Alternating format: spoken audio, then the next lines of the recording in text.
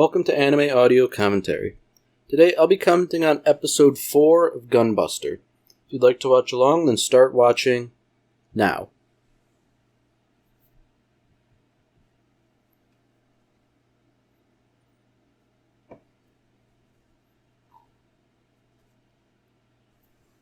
So, last we left off, things were pretty serious. Those space monsters had essentially destroyed a star.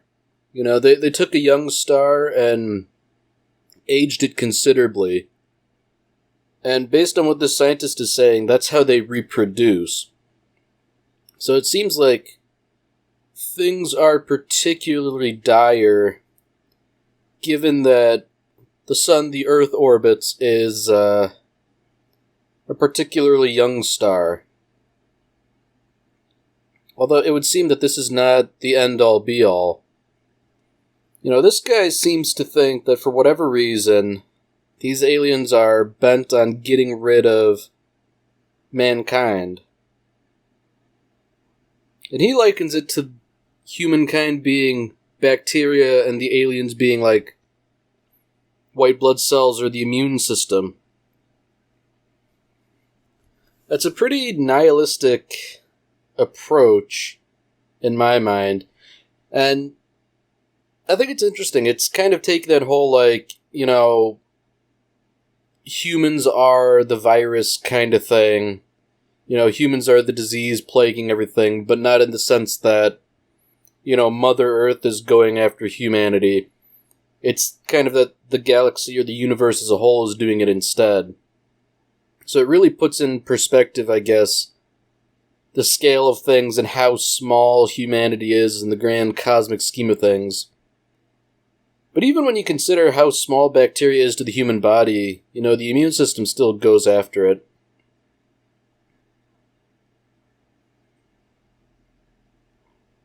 So back to the more drama-related stuff. Things aren't going well with the girls. Noriko, she's been effectively sidelined. Kazumi's not really associating with her, and that's kind of made her a bit of an outcast. While all the other girls are basically lazing around, sunbathing and stuff like that, and under artificial lights, she's training with the coach.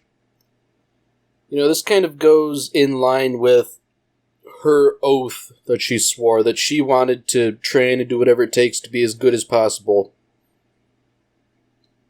Now, I can't help but draw a couple comparisons to a couple later Gainax works. Because on the one hand, Shinji never really reached this point in Evangelion. He would often be afraid and grudgingly get in the robot, but he was never truly dedicated to learning to use the Evangelion as best as possible. Similarly, Simon in Gurren Lagann, he went into a real funk about halfway through, and he was eventually able to snap out of it. In similar fashion to how Noriko did, but he didn't really train to pilot Gurren Lagann either, At least in Gurren Lagann, it's more of an instinctual thing.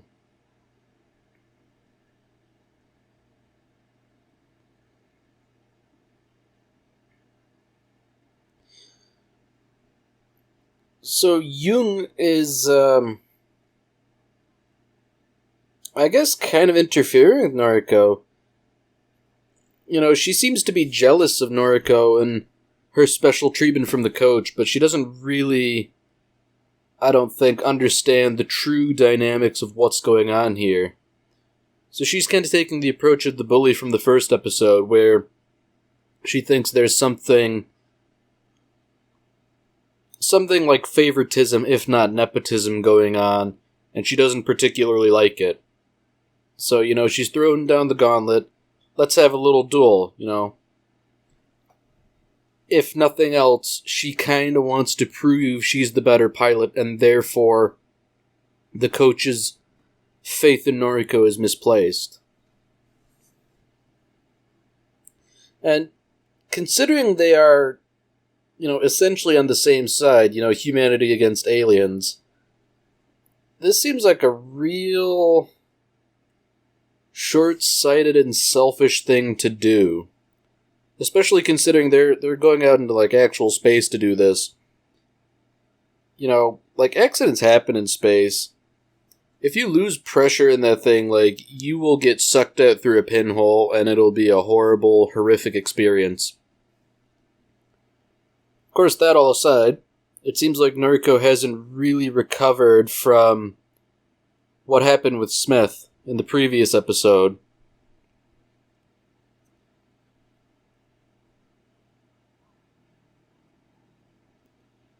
Yeah, I can't really blame her. I'd imagine I'd be pretty terrified of space. Just on principle, not even considering something horrible had happened to me.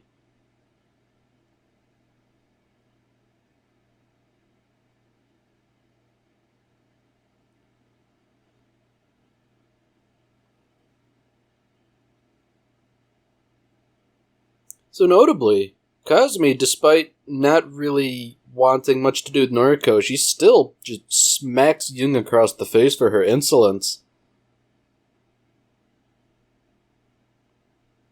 I guess, if nothing else, she still does care a little bit, even if she doesn't really show it.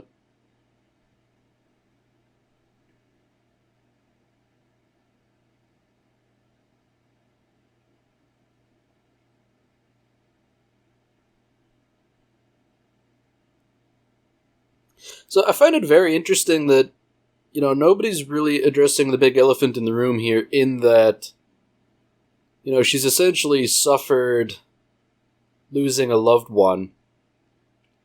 One would think at the very least there'd be some kind of shrink on hand to address the trauma from the battle.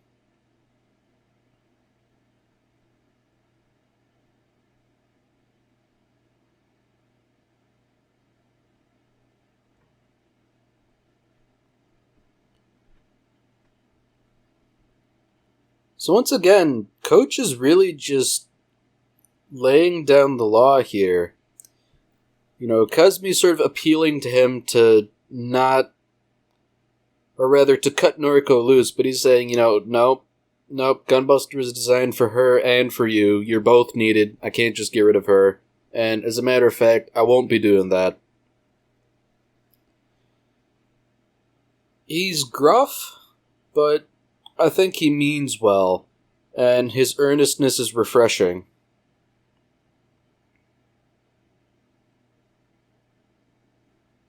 Now, of course, Kazumi raises a good point here. If Noriko is so terminally afraid, how can she actually go out into space?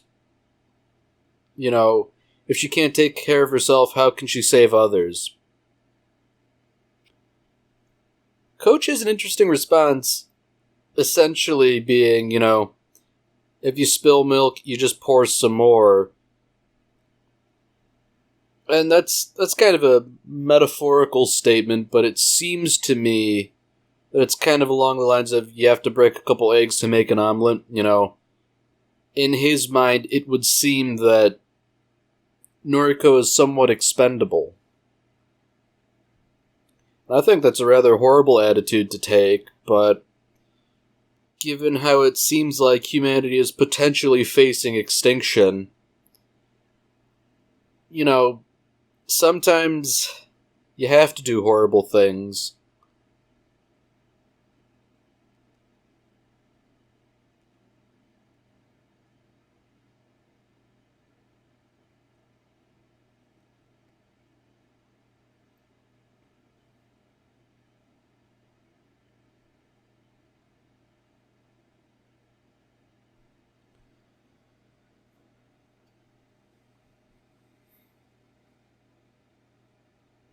So once again, we see that Noriko is really fixated on Smith and all that. Even though there wasn't much screen time between them, I think this is really meant to drive home that this was a really big deal for her. They're headed back to Earth, and Noriko, she's kind of resolved herself to go to Smith's hometown and meet his mom and all that. I guess as a nice gesture rather than anything else.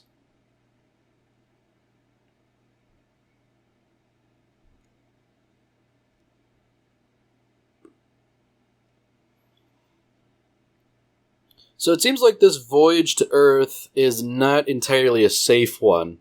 Both the coach and the captain hope to avoid using Gunbuster, but it seems like there is a definite possibility they might have to if things get hairy. That's really not a good sign considering Gunbuster's still experimental, and Coach himself admitted that there's still testing and diagnostics that need to be run on it. It really doesn't pay to use machinery that hasn't been properly vetted. That's how you get horrible industrial accidents.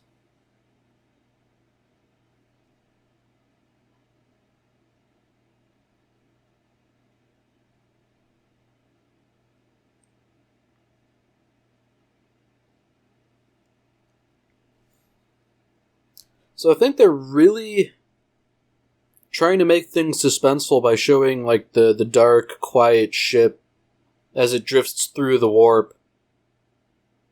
I say that, and then instantly the ship is attacked. How about that? Jinxed it again. So it would seem that the aliens are, they're not playing fair. Despite being in warp space, the aliens have somehow managed to hit the ship, which the captain seems assured they can't do due to Newtonian mechanics not really applying anymore. So it seems like the aliens are either on an entirely different technological level, or they've got some sort of biological adaptation that allows them to do stuff in subspace that you wouldn't normally be able to. It seems like the crux of the issue is that radar doesn't work in subspace, so locating things is a bit of a tricky matter.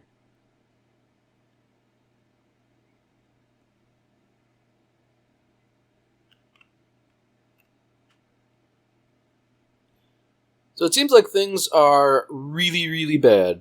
They've left subspace right nearby the Earth, and in doing so, the captain says they've effectively painted a target on it. The aliens are chasing them, they've popped out right nearby Earth, the aliens are like, ooh, there's a planet of things we don't like.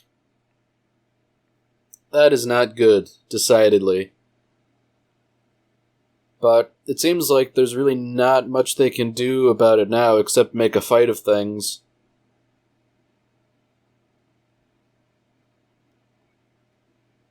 So I say make a fight of things, but considering only 12% of the fleet made it out of subspace safely, things are looking really dire. Supposedly they were a big fleet, and all of the littler ships, which I assume are the destroyers compared to the aircraft carriers, like, they're all destroyed, presumably costing a whole bunch of robots and lives as well. Decidedly not good.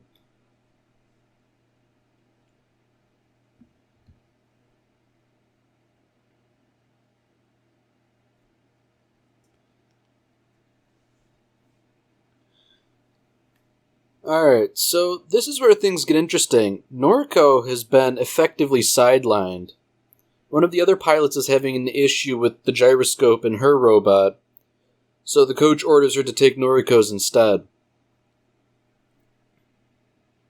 The way Noriko is taking it, it's almost like a punishment. She's being left behind while all her friends and acquaintances are venturing back out into the void of space, presumably to die, considering they're facing a much larger force.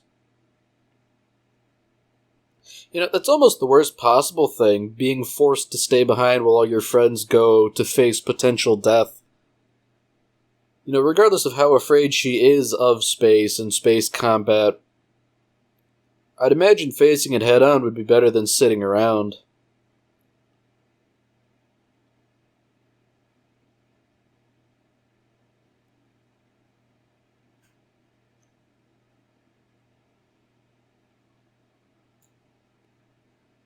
So the captain's going to make a bit of a gamble here. Hopefully, if they can take out the largest of the ships, that'll sort of, I guess, break the morale of the others. Maybe, hopefully, these aliens have some sort of sentience or sapience like that. They blast it with all sorts of armament, but it doesn't really seem to do much other than irritate the alien.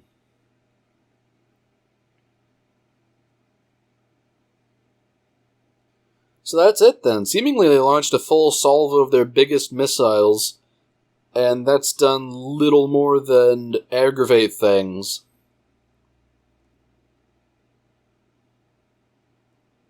I guess from the captain's perspective, all they can really do at this point is fight bravely and die honorably.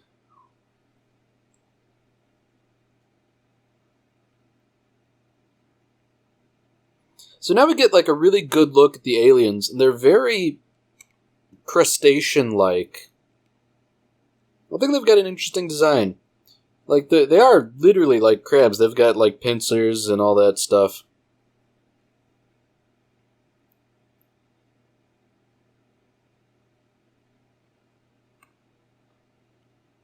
So back to Noriko. She really is suffering terribly. She's feeling exactly like I thought she probably would, that, being sidelined is, in her mind, even worse, In all likelihood, everyone's going to die and she'll be left all alone. And she'll, in all likelihood, die in her bunk as a coward and a fool who did nothing to avert this fate. And indeed, she's not totally wrong. We saw someone getting torn apart.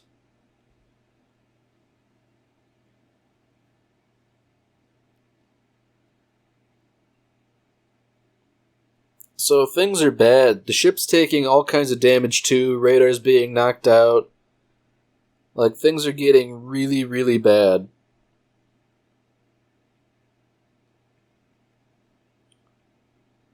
But this is where we hit an inflection point.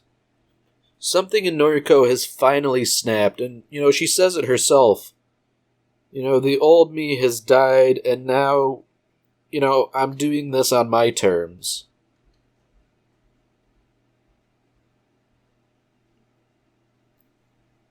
And, I think that's very interesting that she said that, especially while simultaneously honoring the memory of Smith. She's essentially said that she died along with him.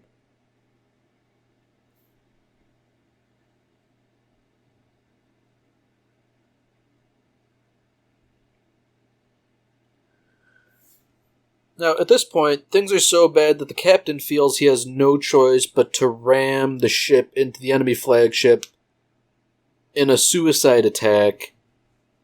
The last-ditch effort to protect the Earth. But it seems like they've all conveniently forgotten one thing.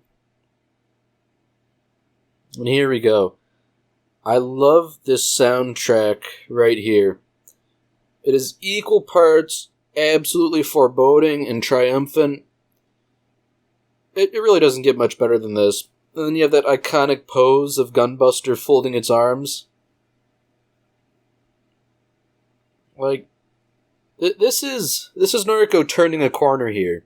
Without any authorization or anything like that, she has started piloting Gunbuster of her own accord, and she means to solve things. Notably, Coach backs her decision when the captain says, hey, what's going on here? You can't just sortie without permission.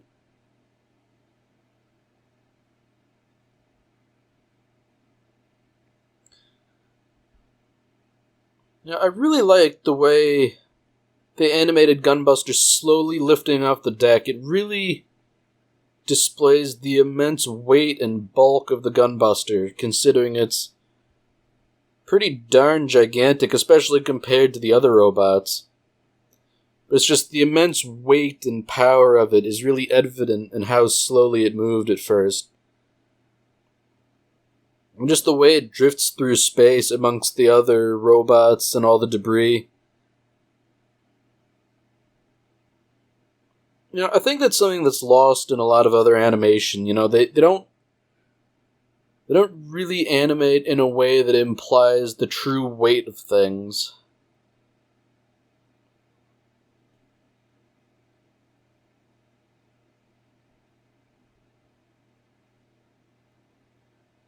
So, as immensely powerful as Gunbuster is, it's not getting things its own way.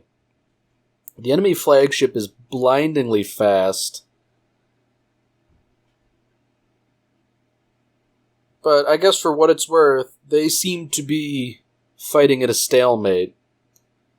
The only issue, of course, is that Gunbuster is running on a limited power supply.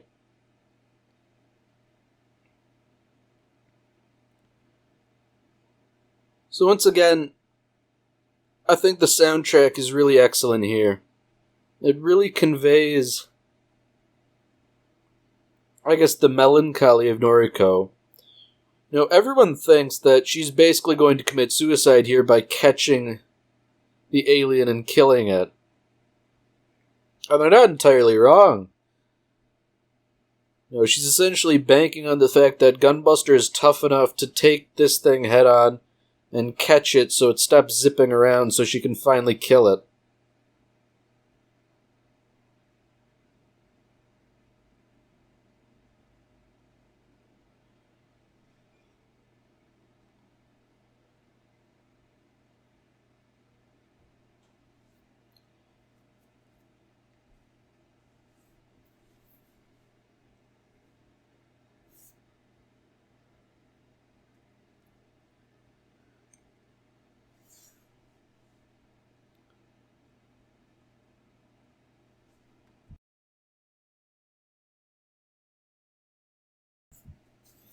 Fantastic.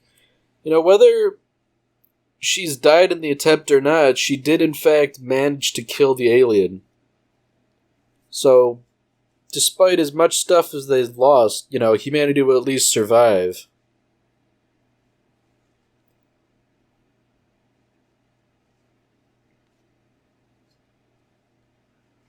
One would think that it's almost like a decided victory for humanity. They've managed to drive off the aliens, and yeah, they lost a lot of people and ships, but they've proven that Gunbuster is a weapon that can stand up to them.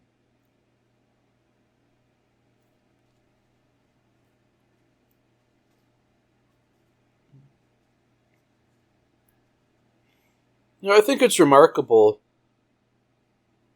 Like, just that one act of bravery was enough to sort of resolve so many different things. Noriko voyaged out into space, faced her fears, she was resolved to die but managed to live. She's earned the admiration of basically everyone. Even Coach is smiling, and he never smiles.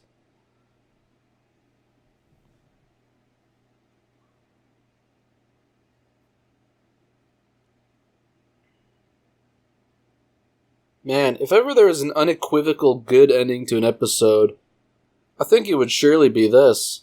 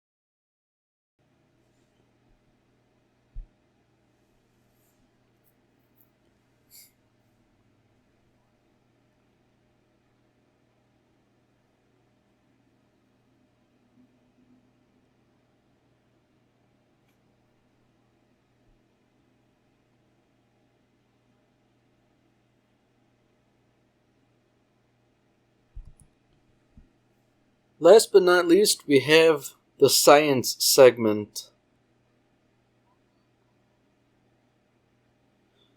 So it seems like this segment is on the aliens themselves and I guess what their deal is.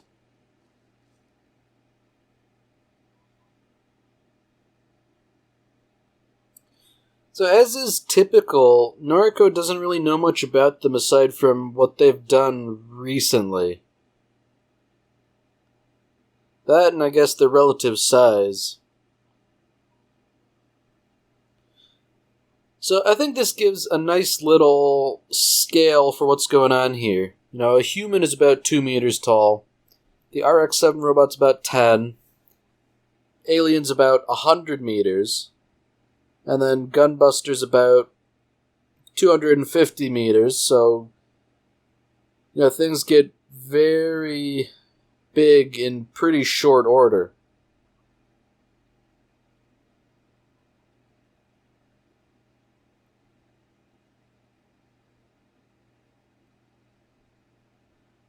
So now you get to the Exelon class along with the aliens and all that.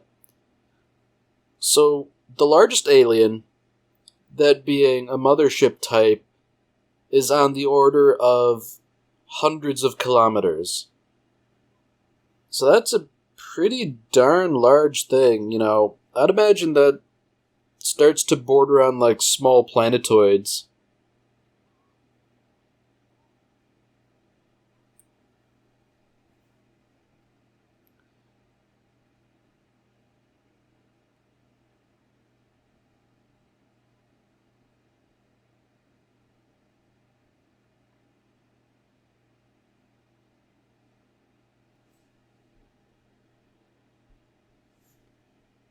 Alright, well that's it for this episode.